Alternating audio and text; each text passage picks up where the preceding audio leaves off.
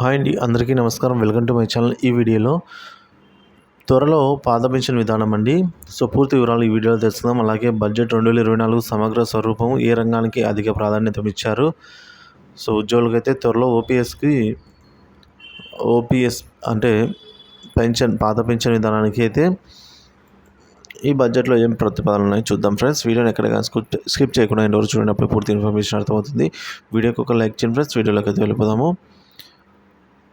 Friends, గ్రామీణ అభివృద్ధికి 2.66 లక్షల కోట్లు అంటే కేంద్ర బడ్జెట్ను నిర్మలా సీతారామన్ గారు ప్రవేశపెట్టారండి. 32.07 లక్షల కోట్లతో కేంద్ర బడ్జెట్ అయితే ఉందన్నమాట. మౌలిక సదుపాయాల కల్పనకు బడ్జెట్లో పెద్దపీట అయితే వేశారు. 11.11 లక్షల కోట్లు కేటాయించారండి. మౌలిక సదుపాయాలకు పెద్దపీట.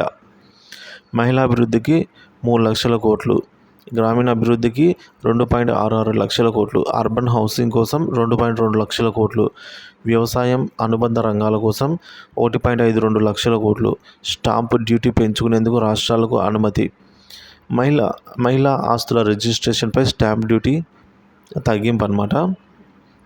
ముద్ర లోన్ పరిమితి అనేది 20 లక్షలకు పెంపు, యువత కోసం 5 పథకాలతో పీఎం ప్యాకేజ్, విద్యా నైపుణ్యాభివృద్ధికి 1,48,000 కోట్ల రూపాయలు వ్యయం, 1 కోటి ఇండ్లకు సోలార్ ప్యానెల్స్ ద్వారా ఉచిత విద్యుత్ కనెక్షన్, 5 వరద బాధితుల రాష్ట్రాలకు ప్రత్యేక నిధులు, ఎంఎస్ఎంఈలకు క్రెడిట్ గ్యారంటీ పథకాలు, త్వరలో 100 కోట్ల రుణాలు ఇచ్చే కొత్త పథకం, తనఖాలు గ్యారంటీ లేకుండా యంత్ర పరికరాల కొనుగోలుకు టర్మ్ రుణాలు, ఇక 100 నగరాల్లో ప్లగ్ అండ్ ప్లే తరహా పారిశ్రామిక పార్కులు, దేశంలో చిన్న ఎయిర్పోర్ట్ల నిర్మాణానికి ప్రోత్సాహం, వారణాసి తరహాలో గయాలో టెంపుల్ కారిడార్.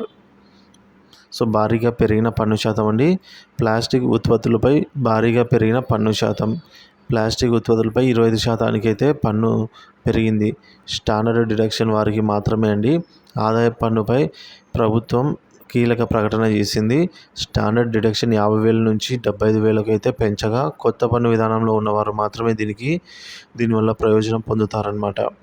అంటే న్యూ రెజ్యూమ్ ఎవరైతే income tax IT return file చేస్తారో వారికి మాత్రమే ఈ స్టాండర్డ్ డిడక్షన్ అనేది 50,000 నుంచి 75,000 అయితే పెంపు.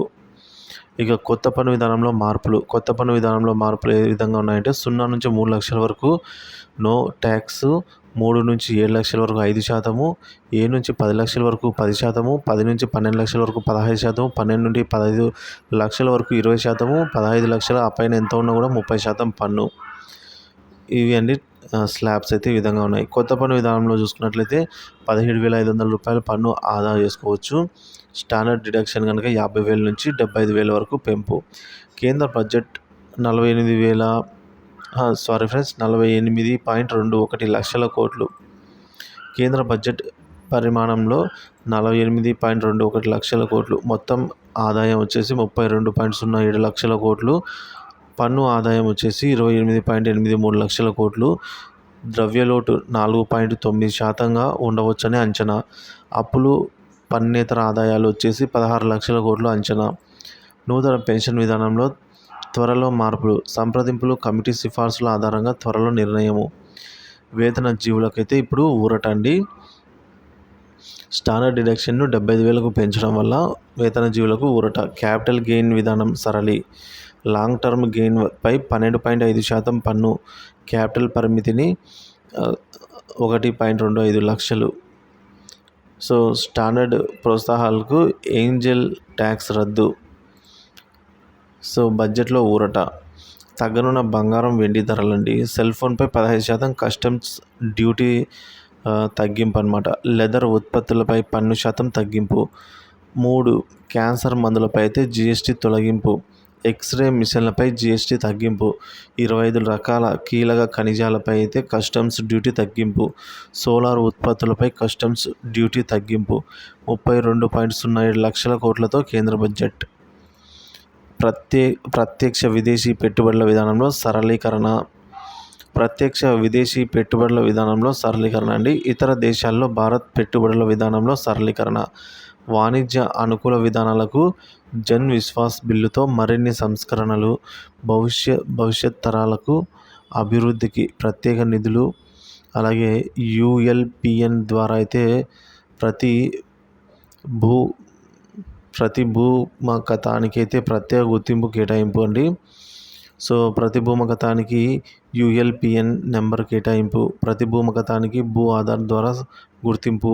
ఉన్నత విద్య కోసం 10 లక్షల వరకు రుణాలు. విదేశీ విద్యా సంస్థల్లో ఉన్నత విద్య కోసం 10 లక్షల వరకు రుణాలు అన్నమాట. సో 32.07 లక్షల కోట్లతో కేంద్ర బడ్జెట్. ఇక విద్యా నైపుణ్య అభివృద్ధికి 1,45,000 కోట్లు. వ్యవసాయ అనుబంధ రంగానికి 1,52,000 కోట్ల రూపాయలు వ్యయము. సో ఇక ఉద్యోగాలు నైపుణ్యానికి విషయానికి వచ్చినట్లయితే 5 పథకాల కోసం పిఎం ప్యాకేజీ. విద్యా ఉద్యోగ నైపుణ్యాల కోసం 2 లక్షల కోట్లు. ఇందులో ఈ ఏడాది 1.48 లక్షల కోట్లు. ఉన్నత విద్యా రుణాలకు 10 లక్షలు అన్నమాట. ఇక ఆఫ్ సోర్స్ మైనింగ్కి నూతన విధానము. మినరల్స్ ద్వారా జాతీయంగా అంతర్జాతీయంగా కీలక ఖనిజాల గుర్తింపు. ఎగుమతులకు ప్రణాళిక. ఆఫ్ షోర్ మైనింగ్కు నూతన విధానము. ఇదే విధంగా సాగర్భంలో ఖనిజ నిక్షేపాల అన్వేషణ త్రవ్వకాల కోసం ప్రత్యేక ప్రణాళిక. బీహార్కు బడ్జెట్లో నిధుల వరద అండి. అంటే బీహార్కు బడ్జెట్లో నిధులు ఎక్కువ. బీహార్కు 21,400 కోట్లు. 2,400 మెగావాట్ల పవర్ పాయింట్లు. ఇక ఎయిర్పోర్ట్లు, మెడికల్ కాలేజీలు, స్పోర్ట్స్ సదుపాయాలు. బీహార్కు నిధుల కల్పనకు బ్యాంకుల ద్వారా రుణాలు. తయారీ రంగానికి కేటాయింపులు వచ్చేసి ఎంఎస్ఈఎంలకు క్రెడిట్ గ్యారంటీ పథకాలు. త్వరలో 100 కోట్ల రుణాలు ఇచ్చే కొత్త పథకం. తనఖాలు గ్యారంటీ లేకుండా పరికరాల యంత్రాల కొనుగోలుకు టర్మ్ రుణాలు. సో వ్యవసాయ రంగంలో ఉత్పాదకత పెంచడం, ఉద్యోగం నైపుణ్యాలు పెంచడం, మానవ వనరుల అభివృద్ధి, సామాజిక న్యాయము, తయారీ సేవలు, పట్టణాభివృద్ధి, ఇతర ఇంధన భద్రత, మౌలిక వసతుల అభివృద్ధి, ఆవిష్కరణ, ఈ సంస్కరణలు. సో ఈ విధంగా ఎగుమతులు మరియు సేవలకు ప్రత్యేక ప్లాట్ఫాము. 500 పెద్ద కంపెనీల్లో 1 కోటి మంది యువతకు ఉద్యోగాల కల్పన. 100 నగరాల్లో ప్లగ్ అండ్ ప్లే తరహాలో పారిశ్రామిక పార్కులు. 12 విస్తృత స్థాయి పారిశ్రామిక అభివృద్ధి కేంద్రాలు. పారిశ్రామిక ప్రాంతాల్లో పనిచేసే కార్మికుల కోసం అద్దె గృహ నిర్మాణాలు. కార్మికుల నివాసం కోసం పారిశ్రామిక కేంద్రంలో డార్మెటరీ తరహా ఇళ్ల నిర్మాణము.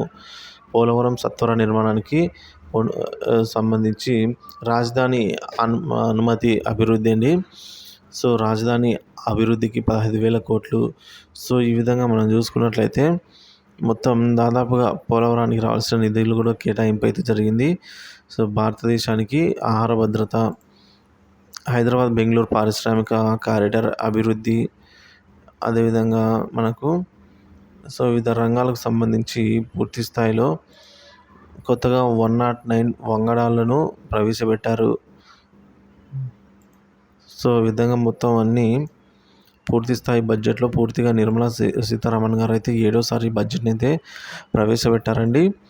సో ఈ బడ్జెట్లో ప్రతిపాదనలు అయితే ఈ విధంగా ఉన్నాయి.